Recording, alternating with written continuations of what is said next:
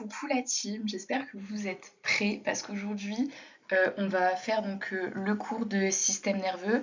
Donc dans cette première partie on va juste faire l'introduction et le système nerveux central et dans une prochaine vidéo on verra le périphérique et le végétatif. Donc au début ça peut paraître être un cours un peu dense et il peut faire un petit peu peur, mais pas de panique, on va essayer de le prendre petit à petit, de bien prendre le temps d'expliquer les différents éléments parce que c'est un cours super important. Donc il faut bien prendre le temps de le travailler, mais pas de panique, ça va bien se passer. Donc déjà, on va se demander qu'est-ce que c'est le système nerveux et à quoi ça va servir. Eh bien, le système nerveux, c'est l'ensemble des organes qui vont permettre de commander l'organisme. Aussi bien l'organisme interne, c'est-à-dire ouais, la commande interne de l'organisme, mais aussi de l'organisme vis-à-vis du milieu extérieur, comment il interagit avec ce qui l'entoure. Donc il va assurer plusieurs rôles, notamment la coordination avec le cervelet, on le reverra plus tard, la régulation, surtout hormonale du coup, et le contrôle des viscères. Ça viendra plus dans le système nerveux végétatif, mais on le verra plus tard. Donc ça, c'est les trois grands rôles, en gros, du système nerveux. Une phrase qu'il va bien falloir retenir, c'est que, ici, la cellule de base, c'est le neurone. Donc c'est à partir de là que les différents messages électriques et chimiques vont pouvoir diffuser. Et le tissu interstitiel, donc c'est-à-dire ce qu'il y a entre les différents éléments, ça s'appelle la névroglie. Donc dans notre corps, on a trois grands types de systèmes nerveux. Et ce qui va être intéressant, c'est de réussir à distinguer ces trois types de systèmes nerveux. Parce que chacun va avoir son rôle et sa fonction à lui. Donc tout d'abord, on a le système nerveux périphérique. Lui, il est constitué des racines, nerfs et ganglions du corps. Et son rôle, ça va être de diffuser les informations, à la fois électriques et chimiques, au reste du corps. Donc à la fois aux organes, aux viscères et aux muscles du corps. Ce système nerveux, il n'a aucune autonomie. Pourquoi on dit qu'il n'a aucune autonomie? Parce qu'il agit sous les ordres du système nerveux central. C'est-à-dire que le système nerveux central lui donne un ordre, et son rôle à lui, ça va être d'exécuter cet ordre, et donc d'envoyer le message au reste du corps. Ensuite, on va avoir le système nerveux végétatif. Lui, son rôle, ça va être de commander les viscères et les organes. Donc c'est le système nerveux de l'intérieur du corps. Celui-là, on dit qu'il est autonome, même si il reste quand même très lié au reste du système nerveux. Ce système nerveux végétatif, il est composé de deux grandes voies, la voie orthosympathique et la voie parasympathique. Mais on reviendra plus en détail dessus dans la vidéo dédiée à ces deux systèmes nerveux. Et enfin, on a le système nerveux central qui lui va faire l'objet de cette vidéo. Celui-là, on dit qu'il est phylogéniquement le plus élevé. C'est lui, entre guillemets, le plus important. Il contient la majorité des corps cellulaires, des neurones, et il forme un axe nerveux qui s'appelle le névraxe. Ce névraxe, donc, il va être composé à la fois de l'encéphale. L'encéphale, c'est le cerveau plus le cervelet, et du tronc cérébral et de la moelle spinale. Voilà, donc tout ça, ça forme le névraxe qui constitue le système nerveux central. Ce système nerveux central, il va être chargé des actions volontaires conscientes et involontaires inconscientes. Donc là, on va juste faire un petit point embryo, même si vous le verrez plus en détail dans les cours de cette matière-là. Mais donc vous l'avez vu, l'ectoblaste, il va avoir dans sa partie moyenne une gouttière neurale, et cette gouttière, elle va se fermer après pour former un tube neural. Ce tube neural dans le système nerveux, il va permettre de donner l'ensemble du système nerveux central. Donc, on l'a vu, c'est le névraxe, donc l'encéphale, avec le tronc cérébral, le cerveau et le cervelet, la moelle spinale et les différentes racines. En plus de ce tube neural, vous allez avoir les différentes crêtes neurales, et une partie de ces crêtes neurales vont donner les futurs ganglions et nerfs qui vont constituer le système nerveux périphérique et végétatif. Donc si on part de cet embryon-là, on va avoir une première partie ici qui est l'archéoencéphale, qui donnera in fine le cerveau. En dessous, le corps d'encéphale, qui donnera le tronc cérébral et le cervelet. Et en dessous, la moelle primitive qui donnera la future moelle spinale. Ici en rouge, ce que vous avez, c'est la corde. Mais voilà, on se concentre sur cet embryon-là qui formera les différentes parties du système nerveux central. Donc là, on va avoir une partie qui est assez importante, c'est l'étude de la moelle primitive. Cette moelle primitive, c'est celle qui est présente dans l'embryon qu'on a vu juste avant, mais au cours du développement, elle va évoluer et un petit peu se modifier. Mais ce qui ne va pas changer et ce qu'il faut donc bien retenir, c'est quelle zone va avoir quelle fonction. Si on prend la partie supérieure ici, qui est la partie dorsale en bleu, elle est nommée la lame alaire pour la moelle primitive et elle va avoir un rôle sensitif. La partie inférieure ici, qui est la lame basale, c'est la partie ventrale de la moelle, elle va avoir un rôle moteur. Et entre les deux, on va avoir la partie intermédiaire en jaune qui aura un rôle végétatif. Ces différents rôles, sensitifs, moteurs et végétatifs, vous comprendrez pourquoi ils ont cette appellation quand on étudiera l'évolution de cette moelle. Mais déjà, il faut bien retenir quelle zone a quel rôle. Donc ce qu'on vient d'étudier, c'est une section de moelle primitive qui donnera donc la moelle spinale, mais en fait c'est pas juste une section, à la base c'est vraiment un tube, faut imaginer, et nous ce qu'on a étudié c'est comme si on avait coupé une section de ce tube qu'on avait étudié de face. Mais normalement voilà, c'est un tube ici qu'on voit représenté en jaune. Cette moelle spinale, elle grandit avec la colonne vertébrale. Sauf que au cours de ce développement, on va avoir ce qu'on appelle une asymétrie de croissance. Ça veut dire que les deux ne grandissent pas à la même vitesse. Et ici, c'est la colonne vertébrale qui grandit, qui croît plus rapidement que la moelle. Le problème, voilà, c'est que les deux sont censés évoluer ensemble. Je vais caricaturer un peu, mais en gros, il faut imaginer que votre moelle spinale va émettre des racines qui vont venir se fixer à la colonne, et tant qu'elles grandissent à peu près à la même hauteur, la moelle spinale va pouvoir émettre des racines qui vont être horizontales, qui vont venir se fixer à la colonne.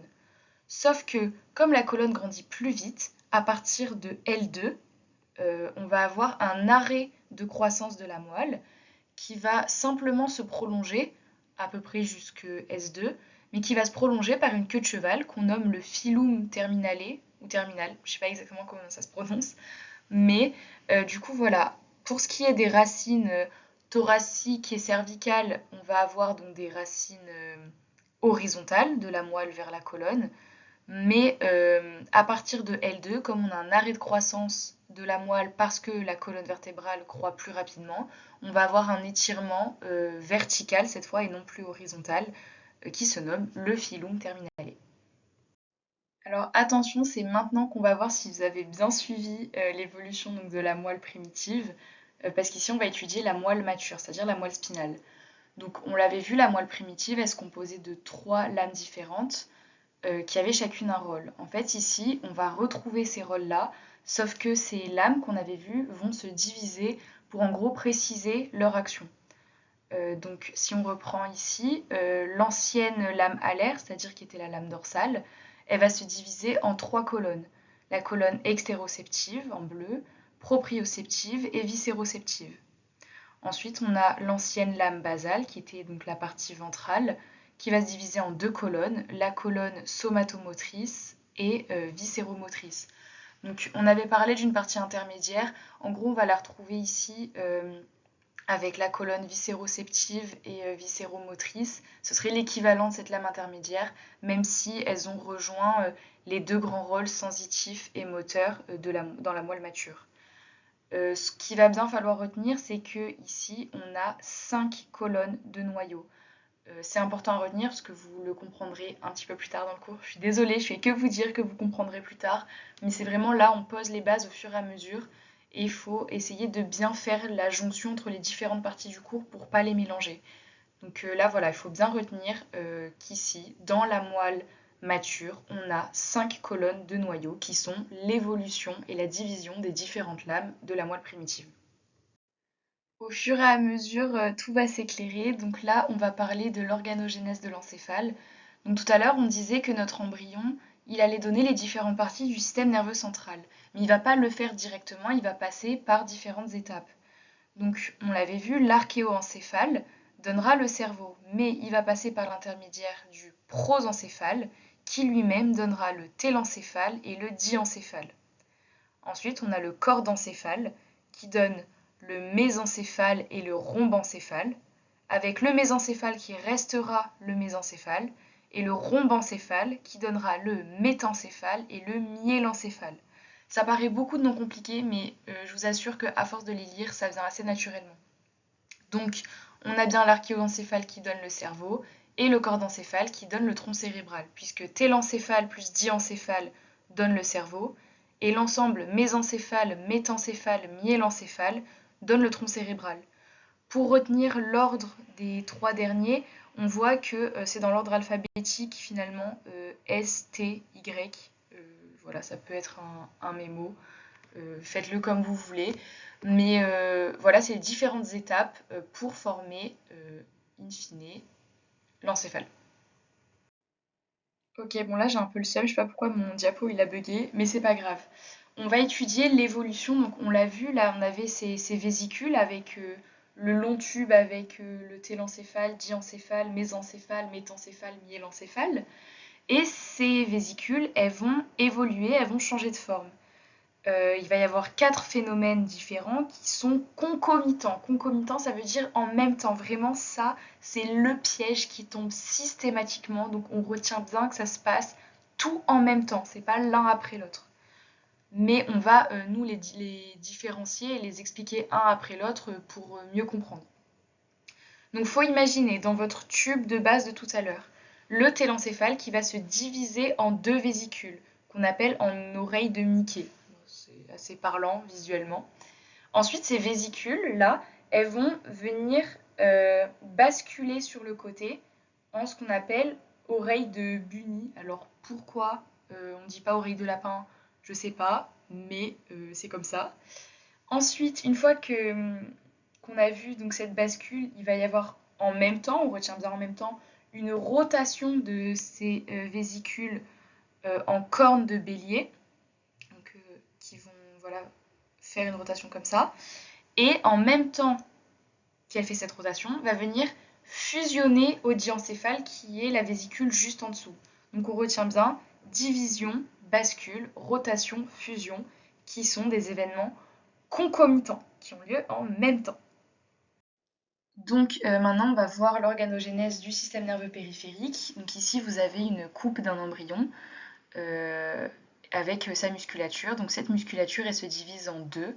On va avoir une première partie, donc ici les muscles de l'épimère qui constitueront les muscles érecteurs de la colonne vertébrale, donc qui vont permettre la station érigée de l'humain, donc qui se tient tout droit.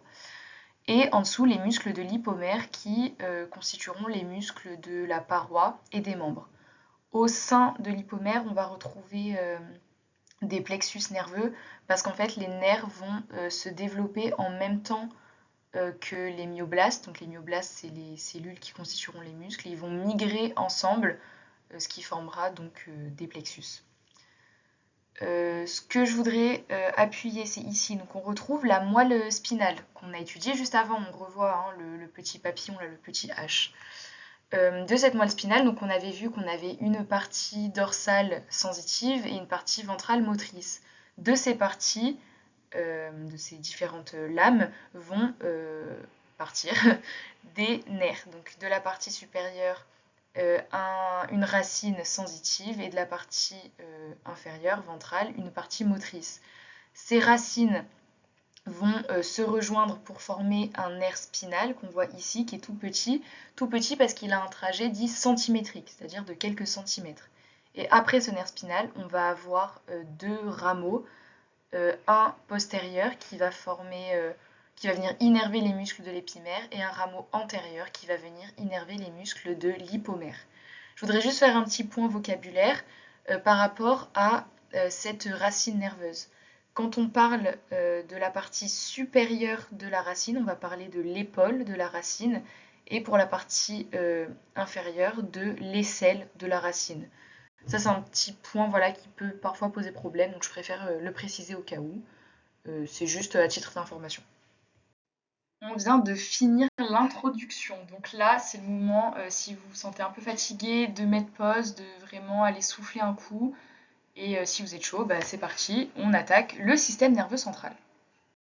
On va commencer par parler des méninges. Les méninges, elles vont envelopper l'ensemble du système nerveux central et des racines des nerfs. Donc elles ont une place importante dans notre système nerveux. On en a 3 types qu'on va définir qui se trouvent sous la boîte crânienne, mais donc on va commencer par définir les 3 couches de la boîte crânienne.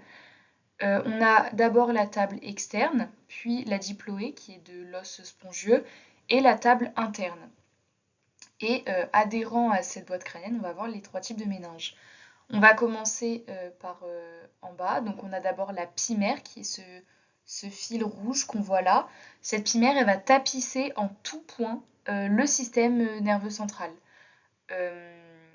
Elle le tapisse comme un vernis et sur cette pymère va circuler des vaisseaux. Ensuite, en violet, on va avoir l'arachnoïde qui contient 2 parties. D'abord un feuillet périphérique qu'on voit ici et des villosités qui ressemblent à une toile d'araignée. C'est pour ça qu'on l'appelle arachnoïde, ça fait penser à araignée. Et dans cet arachnoïde va circuler le liquide cérébrospinal. Et enfin, au-dessus, en vert, on va avoir la dure mère. La dure mère, c'est la méninge qui est la plus périphérique, mais qui est aussi la plus solide. Elle est adhérente à l'os, donc à la boîte crânienne, partout. Il y a seulement un endroit où elle va être un petit peu plus fragile, elle présente une fragilité, c'est ce qu'on appelle l'espace décollable de Gérard Marchand. Ça ne veut pas dire qu'elle n'y est pas adhérente, mais seulement qu'elle présente une zone de fragilité. Aussi, autre point important, on dit qu'elle est adhérente à l'os, mais quand on parle d'adhérence, c'est seulement au niveau du crâne. Parce que les méninges, on va en leur donner 2 appellations, soit crânienne au niveau du crâne, soit spinale au niveau du rachis. Et l'endroit où elle est adhérente, c'est seulement pour les méninges crâniennes, donc adhérente à la boîte crânienne. Cette dure mère, elle va présenter des dilatations, qu'on appellera des sinus veineux, et des expansions qui formeront la faute du cerveau et la tente du cervelet. On ne voit pas sur ce schéma, mais dans la fiche complète, je vous ai mis un autre schéma où c'est mieux représenté. Donc juste avant, on disait que dans l'arachnoïde allait circuler le liquide cérébrospinal que vous verrez souvent noté LCR sur les fiches pour que ce soit plus rapide. Donc je vais donner quelques caractéristiques de ce liquide cérébrospinal.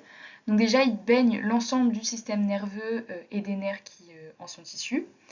À l'état normal, il va être dit eau de roche, alors qu'à l'état pathologique, il sera dit plutôt trouble et purulent. Son rôle, ça va être de permettre des amortissements donc, du cerveau, par exemple, contre la boîte crânienne, pour éviter les traumatismes, ou limiter les risques en tout cas. Ce liquide cérébrospinal va être résorbé dans les granulations arachnoïdiennes, et à certains endroits dans la boîte crânienne, il va y avoir des abondances de liquide cérébrospinal, et ça va former ce qu'on appelle des lacs ou des citernes.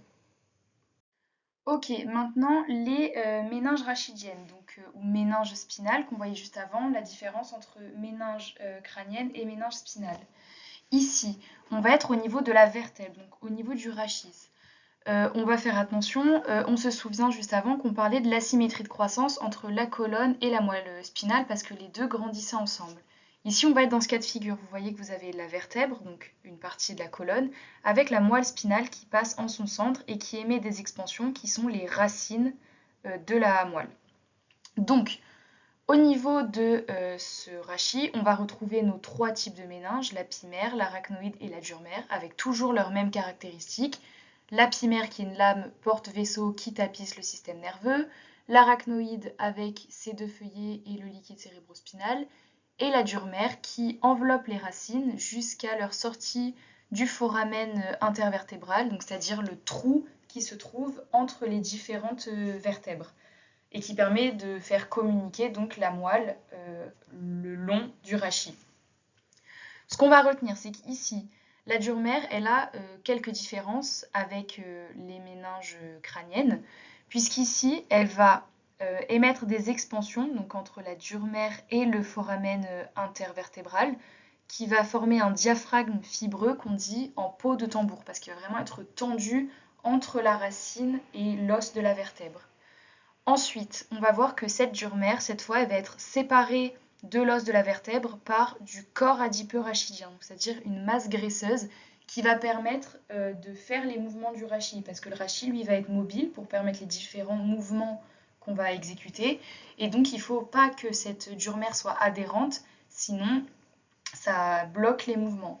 Donc ici, on va avoir une différence. On retient bien que comme la boîte crânienne est immobile, la dure mère peut y adhérer, alors qu'au niveau des méninges rachidiennes, il faut qu'on puisse permettre le mouvement, donc là, la dure mère ne peut pas y être adhérente, elle va être séparée par ce corps adipeux rachidien. Ensuite, on a les cavités du système nerveux central. Donc là, on va se baser sur ce schéma-là. Ce schéma, pour le comprendre, il faut revisualiser, faire l'analogie avec les différentes vésicules qu'on a vues, avec les 4 phénomènes concomitants. Donc ici, vous reconnaissez la rotation en corne de bélier. Donc ces deux ventricules, qu'on appelle les deux ventricules latéraux, qui ont cette forme-là, vont être dits des ventricules télencéphaliques, puisqu'ils sont constitués par le télencéphale. En leur centre, ici, on va reconnaître ce qu'on appelle le troisième ventricule, qui lui correspond au diencéphale. Donc c'est un ventricule diencéphalique. Pour ce qui est des ventricules latéraux, les deux se chevauchent, un à droite dans l'hémisphère droit du cerveau et un à gauche dans l'hémisphère gauche du cerveau. Chacun de ces ventricules est constitué de plusieurs éléments, donc notamment un corps qu'on retrouve ici, un carrefour qu'on retrouve là, une corne occipitale ici, une corne temporale ici et une corne frontale ici. Le nom des cornes, en fait, quand on va voir juste après les différents lobes du cerveau, vous verrez qu'ils se trouvent au niveau justement de ces différents lobes. Donc ce sera plus simple de les retenir par la suite. Ces ventricules, ils s'ouvrent au niveau du diencéphale par le foramen interventriculaire, c'est-à-dire le trou qui se trouve entre les différents ventricules. Donc après ce troisième ventricule, on va avoir l'aqueduc du mésencéphale qui va arriver jusqu'au quatrième ventricule qui a une forme rhomboïde, c'est-à-dire une sorte de losange sur lequel on va revenir juste après, qui s'ouvre par le canal central de la moelle. Ce canal, c'est ce qu'on appelle une cavité virtuelle, c'est-à-dire que les deux parois sont collées, donc il n'y a pas réellement de passage entre ces deux, mais si on fait passer du liquide ou de l'air, on peut créer ce canal. Donc c'est pour ça qu'on dit que c'est une cavité virtuelle. Elle n'existe pas réellement, mais elle peut être formée. Autre point à savoir, c'est que l'ensemble de ces foramen, de ces formations ventriculaires, donc ventricules latéraux, troisième ventricule, quatrième ventricule, sont tapissés par ce qu'on appelle de la glie épandymère. Un élément que vous allez retrouver dans la fiche et sur lequel je voudrais revenir, c'est la toile choroïdienne et les plexus choroïdes, parce qu'il ne faut pas mélanger les deux. Donc la toile choroïdienne, c'est simplement un double accolement de glie épandymère et de pymère. Donc c'est ce que vous allez retrouver ici. Alors que les plexus choroïdes, eux, ça va être un fragment de toile choroïdienne qui sont pénétrés par des petits pelotons vasculaires qui sont organisés en plexus avec une majorité de vaisseaux veineux, donc plus présents que les artères. Ces plexus choroïdes, ils sont principalement présents dans les structures ventriculaires. C'est dans le schéma précédent ce qu'on voyait, les espèces de petits ronds, de petites spirales rouges qu'on avait dans le ventricule latéral, les ventricules latéraux, et un petit peu moins présents, mais quand même présents, dans le troisième ventricule et le quatrième ventricule. Leur rôle à ces plexus choroïdes, ça va être de sécréter le liquide cérébro-rachidien. Mais du coup, voilà, il ne faut pas confondre les deux, ce sont deux choses différentes. Ça y est, on va s'attaquer à une partie un peu plus fun qui nous parle un peu plus, c'est-à-dire l'anatomie générale de l'encéphale. Donc on va parler principalement du cerveau, le cerveau qui est divisé en deux hémisphères par la fissure interhémisphérique, donc un hémisphère gauche, un hémisphère droit. Pour ce qui est de l'anatomie du cerveau, on va voir des fissures primaires qui vont délimiter les différents lobes. Donc on va commencer par définir ces lobes. En rouge, vous avez le lobe frontal, au niveau du front, en avant. En arrière de ce lobe frontal, le lobe pariétal. Complètement à l'arrière, le lobe occipital, en jaune. et en avant de ce lobe occipital, le lobe temporal, donc qui est au niveau de la tempe à peu près pour retenir. À l'intérieur, entre ces lobes, vous allez avoir l'insula qui est visible seulement grâce à des écarteurs. Donc on a dit que ces lobes ils étaient individualisés par des fissures primaires, donc on va les nommer ces fissures. On a la latérale de Sylvius, à travers laquelle on verra l'insula avec des écarteurs, donc qui est le long du lobe temporal. La fissure centrale qui se trouve ici entre le lobe frontal et pariétal, et la fissure pariéto-occipitale, donc entre le lobe pariétal et occipital comme son nom l'indique. On va également avoir des fissures secondaires qui vont individualiser des gyrus. On en retiendra seulement deux de gyrus. Le gyrus précentral en avant de la fissure centrale et post-central en arrière de la fissure centrale. De ce gyrus précentral va partir la voie motrice et du gyrus post-central va arriver la voie sensitive. Pour retenir que sensitive c'est post, je retenais que dans post il y a un S comme dans sensitive. Voilà, ça vaut ce que ça vaut.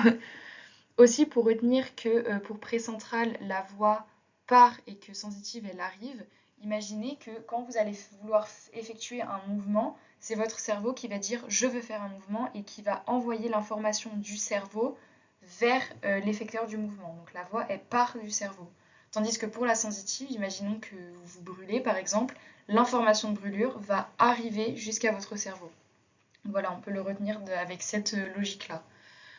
Un autre truc, quand on va vous parler du nombre de lobes sur le cerveau, on dira qu'il y a 4 lobes extérieurs, étant donné que l'insula est simplement visible avec l'utilisation d'écarteurs, puisqu'il est à l'intérieur des autres lobes. Pour cette vue latérale droite, on n'a pas grand-chose à expliquer, on va surtout parler de ce schéma et définir la légende. Donc là, il faut imaginer que votre cerveau, on l'a coupé en deux au niveau de la fissure interhémisphérique et qu'on regarde à l'intérieur. Donc en blanc ici, vous allez voir le corps calleux qui permet d'unir les deux hémisphères, comme le fornix qui se trouve juste en dessous. On peut l'appeler aussi le trigone, vous verrez les deux noms, c'est la même chose. Les différentes fissures, donc centrale, bon la latérale on la voit pas trop ici, mais pariéto-occipitale, etc. Avec les différents lobes, toujours frontal, pariétal, occipital. Et le temporal on le verra surtout derrière là-bas. Le foramen interventriculaire ici, au milieu du troisième ventricule, on avait dit qu'il était diencéphalique quand on parlait du schéma des différentes cavités du système nerveux. Ce troisième ventricule qui se prolonge par l'aqueduc du mésencéphale. On va aussi avoir les différents gyrus, dont le gyrus singulaire, dont on n'avait pas parlé avant, qui est juste au-dessus du corps calleux et qui s'étend du lobe frontal au lobe pariétal. Je vous ai mis ce schéma-là, c'est pas forcément celui du cours. Dans ma fiche, je vous ai mis les deux, parce que je trouve que celui du cours n'est pas forcément très parlant. Je le trouve plus clair celui-là, donc à vous de faire l'analogie, je vous ai légendé les deux. Voilà, pas grand-chose à ajouter sur cette partie-là du cours. Maintenant, pour le coup, une partie assez importante, c'est la coupe vertico-frontale. Donc là, il faut imaginer qu'on a pris votre cerveau de face et qu'on l'a coupé transversalement. Donc ici, vous avez vos deux hémisphères, avec ici le diencéphale au centre des deux hémisphères. Donc vous allez avoir ici en rose le cortex de substance grise et en dessous de ce cortex, la substance blanche.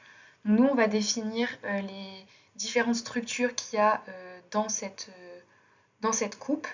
Il faudra bien différencier les noyaux gris télencéphaliques de la substance blanche. Donc, pour ce qui est des noyaux gris, vous allez avoir d'abord le claustrum qui est entre l'insula, donc l'insula c'est ce qui se trouve ici, là, et le noyau lenticulaire. Donc vraiment c'est cette espèce de petit ver de terre, ça c'est le claustrum.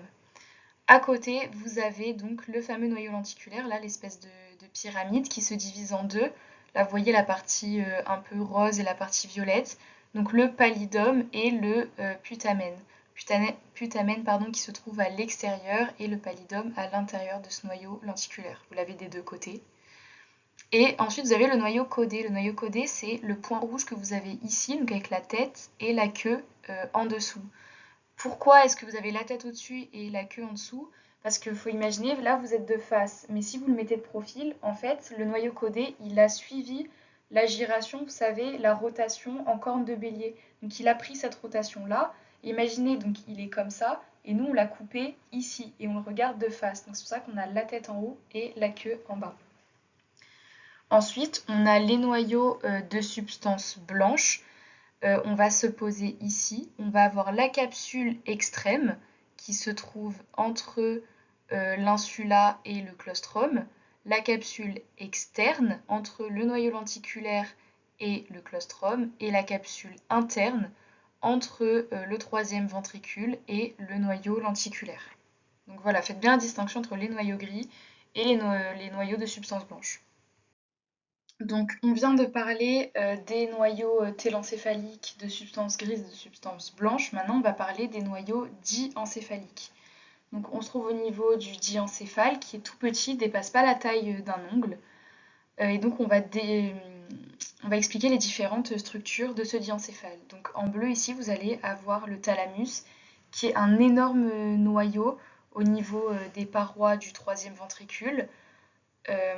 Et c'est un noyau relais des voies sensitives et extrapyramidales. Donc ça, vous le comprendrez surtout quand on parlera des différentes voies dans le système nerveux périphérique, mais il va être très important ce thalamus, on reviendra dessus. En vert, vous avez l'hypothalamus, qui lui est un centre végétatif hormonal, ce qui fait que si on a une lésion de cet hypothalamus, on va avoir des grosses conséquences endocriniennes. Vous allez ensuite avoir en jaune ici le noyau mamillaire, bref, qui est un noyau important pour la mémoire. Donc on peut retenir que mamillaire, donc ça commence par un M comme mémoire. Voilà. Ensuite, vous allez avoir ici l'hypophyse qui se divise en deux. La post-hypophyse que vous avez en rouge, qui elle fait partie du système nerveux central parce qu'elle est rattachée à l'hypothalamus par une tige de l'hypophyse, et qui va sécréter deux hormones, l'hormone antidiurétique et l'ocytocine. Vous avez aussi l'antéhypophyse, ici en rose, mais qui, elle, attention, ne fait surtout pas partie du système nerveux central. Elle n'y est pas rattachée. Elle sécrète des stimulines. Cette antéhypophyse, elle est rattachée à l'hypothalamus seulement par un système porte, qu'on appelle système porte hypothalamo-hypophysaire, mais donc qui ne fait pas partie, attention, du système nerveux central.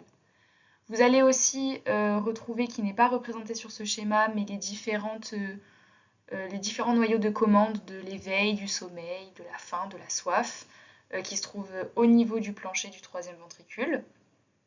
Et enfin, l'épiphyse en orange ici, qui est un autre organe glandulaire qui est considéré comme le centre anatomique du cerveau et qui va sécréter certaines hormones qui baignent dans le liquide cérébro-rachidien, comme par exemple la mélatonine.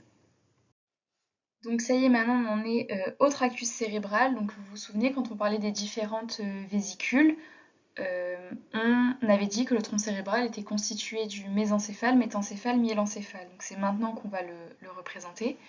Ici, vous retrouvez la limite supérieure qui est constituée par le tractus optique, mais qui ne fait pas partie du tronc cérébral, c'est seulement sa limite.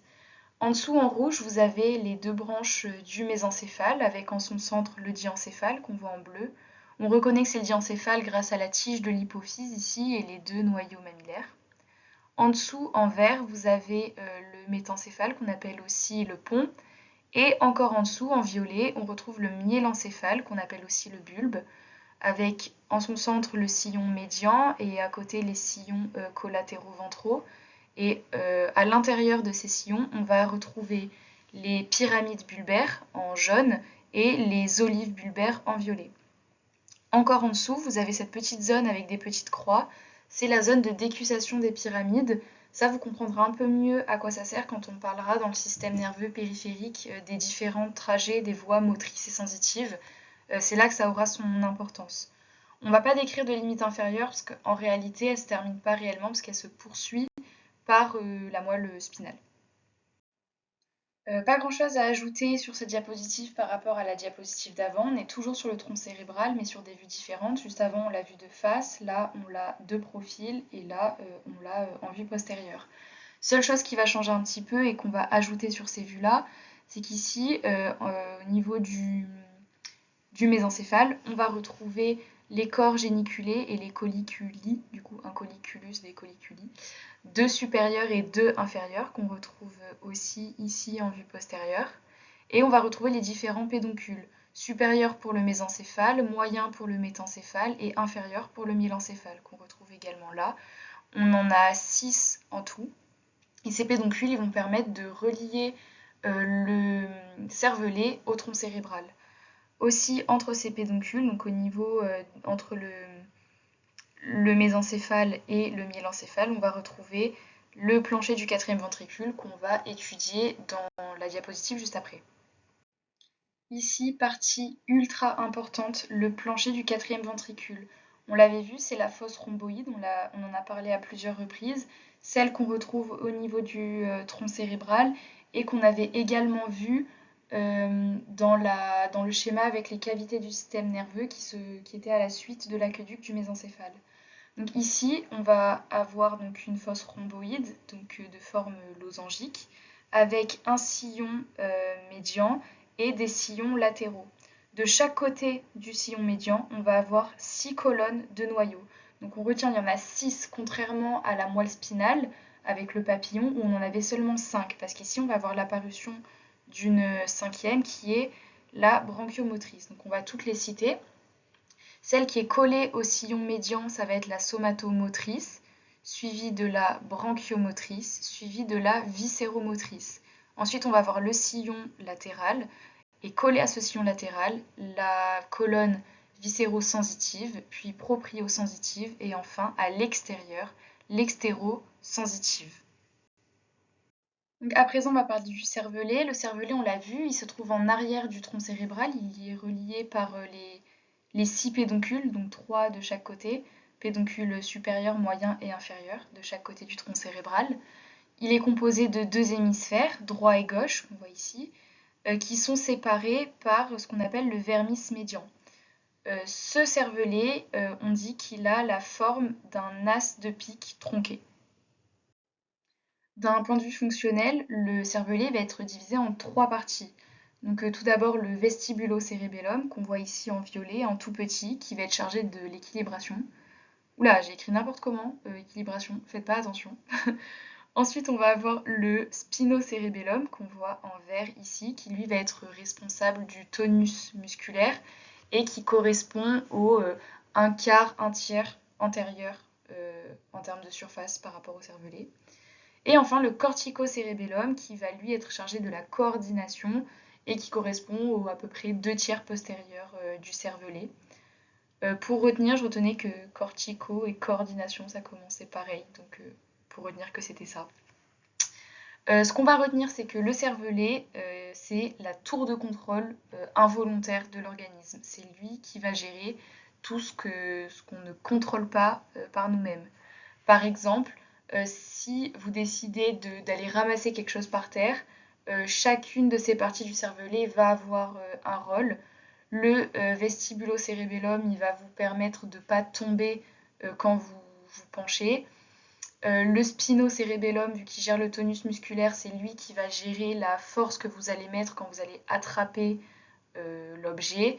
Et le corticocérébellum, lui, ça va être la coordination de tout. Si on prend un autre cas de figure, par exemple, il va vous permettre d'écrire et de parler en même temps.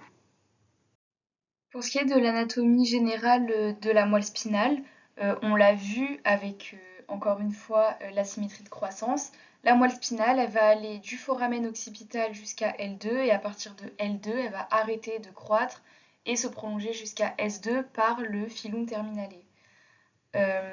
Mais elle présente tout au long de son trajet des épaississements qu'on appelle des intumescences, donc une première cervicale qui correspond à l'émergence des racines du plexus brachial, donc qui va permettre l'innervation des membres supérieurs, qui va de C5 à T1. Un peu plus bas, en thoracique bas, même entre thoracique et lombaire, on va avoir le renflement lombaire, qui correspond à l'émergence des racines des plexus lombaires et sacrés, donc qui permettra l'innervation des membres inférieurs. Et ensuite, beaucoup plus bas, en dessous du renflement lombaire, on va avoir le cône terminal, mais lui, il est tout petit, il ne fait pas plus de 2 cm, qui, lui, permettra l'innervation des myélomères sacrés. La moelle, en fait, elle est organisée en différents étages horizontaux qui sont superposés, qu'on va appeler des myélomères. Et chaque myélomère va avoir une racine antérieure et une racine postérieure, à droite et à gauche. Donc ces myélomères, on ne va pas en avoir le même nombre en fonction de où on se trouve dans la moelle. On va en avoir 8 cervicaux, 12 thoraciques, 5 lombaires, 5 sacrés et 2 à 3 coccygiens. Mais ça, c'est inconstant. Une petite particularité que je vous ai notée ici, mais que je vous ai mieux représentée dans la fiche en faisant un schéma, c'est qu'en fait, on a 7 vertèbres cervicales pour 8 myélomères cervicaux. Donc en fait, ça va créer un décalage. Ce qui fait qu'au-dessus de ces 7, les racines cervicales, elles vont passer au-dessus de T1, mais à partir justement de ces 7, ces racines, elles vont passer en dessous. Ça, vraiment, allez voir dans ma fiche le petit schéma pour que ce soit plus visuel. Donc ici, on va étudier une coupe transversale de la moelle, donc ça va nous permettre de faire un petit récap. Ici, donc, on a des cordons de substance blanche qui sont autour d'un axe gris. Cet axe gris, c'est le fameux H ou papillon qu'on avait vu précédemment, dans lequel on retrouve 5 colonnes de noyaux. Donc attention, c'est différent du plancher du quatrième ventricule, où on en avait 6. On va retrouver nos colonnes extéroceptives, proprioceptives, la partie végétative et la colonne somatomotrice. Dans cette colonne somatomotrice, on va retrouver le motoneurone alpha. Ça, vous comprendrez mieux son rôle quand on parlera des différentes voies dans le système nerveux périphérique.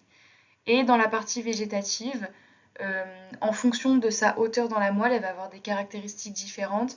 Mais ça, je ne veux pas vous embrouiller pour l'instant. On l'étudiera plus en détail dans la partie sur le système nerveux végétatif.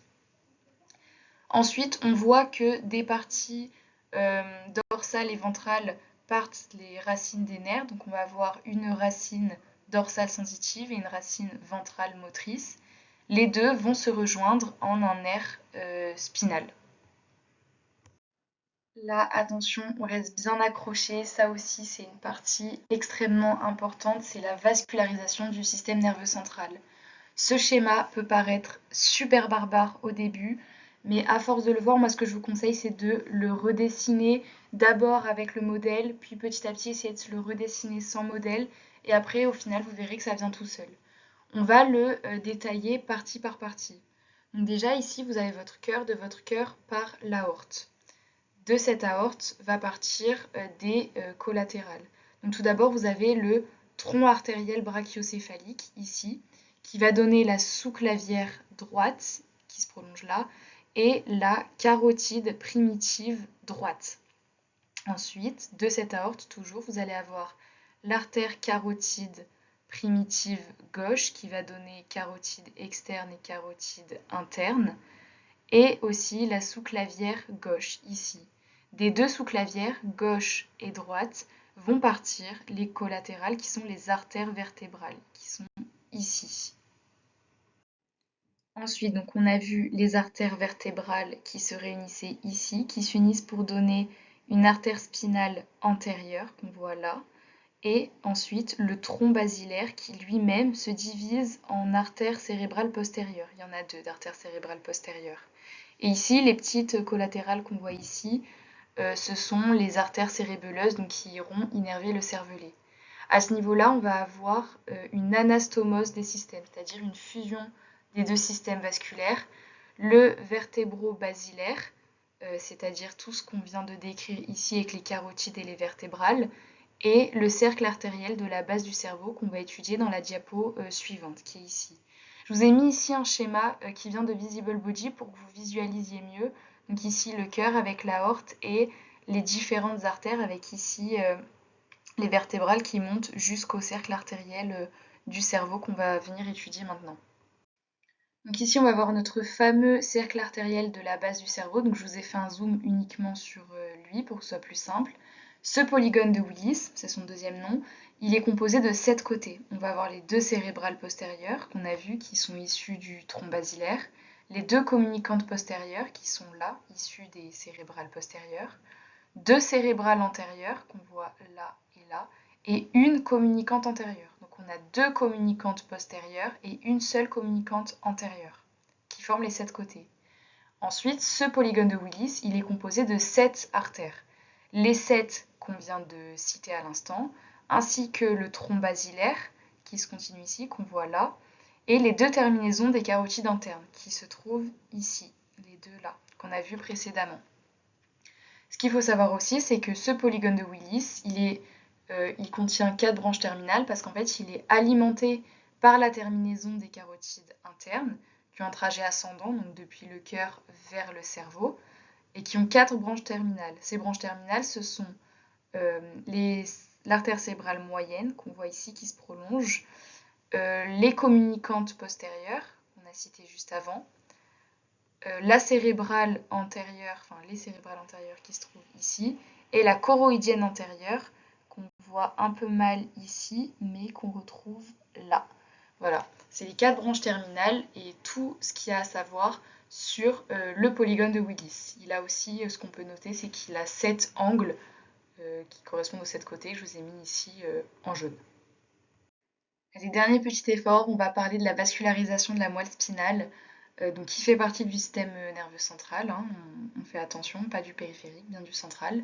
On va avoir l'artère médulaire, médulaire c'est un synonyme de spinale, c'est pareil, donc l'artère médulaire antérieure, qui se trouve ici au niveau du sillon antérieur et qui va venir vasculariser le territoire central de la moelle. Moi, pour retenir, je retenais que dans antérieur, il y avait un A comme dans central, et donc du coup que le antérieur, l'artère antérieure vascularisait le territoire central. Et pour ce qui est du territoire périphérique, ça va être les 2 artères médulaires, donc les 2 artères spinales postérieures, qui venaient vasculariser le territoire périphérique, donc pareil, postérieur, périphérique pour retenir, qui se trouve en regard des cordons postérieurs de la moelle. Félicitations, vous êtes arrivés à bout de ce cours qui peut paraître très long et dur au début. Mais déjà, si vous êtes arrivés jusque-là et que vous avez compris, c'est déjà très bien. Reprenez bien la fiche calmement, à tête reposée. Au fur et à mesure, toutes ces informations, elles vous paraîtront beaucoup plus claires. C'est beaucoup de nouveaux mots, de vocabulaire, mais dès que vous serez à l'aise avec ces termes, ça viendra tout seul. Dans ce qui est des QCM, les pièges sont assez récurrents, c'est souvent les mêmes qui reviennent. Donc je vais essayer de vous faire brasser le plus de notions possible dans mes QCM. Et puis courage, il ne nous restera plus que système nerveux périphérique et végétatif à voir dans la prochaine vidéo. Donc voilà, reposez-vous bien en attendant et bon courage.